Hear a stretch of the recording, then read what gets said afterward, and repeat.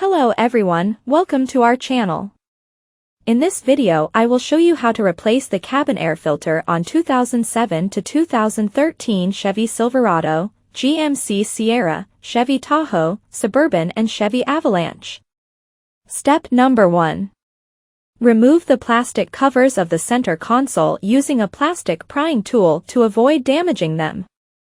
This way you will be able to access the screws shown in the next step. Step 2.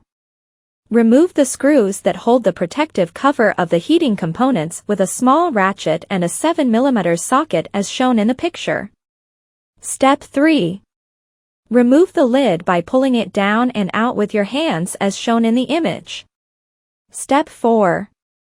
Locate the cabin filter compartment. You will notice that it is sealed from the factory. Step 5.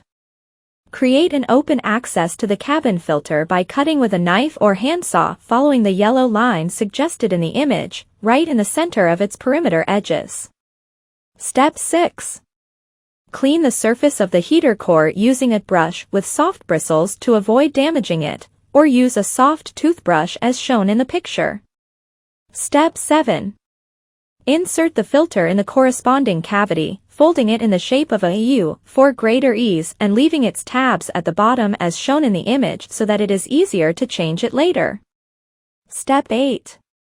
Place the cover in the corresponding slot located on the back as shown in the right part of the image and with the flat surface facing up as shown in the left part of the image. Step 9.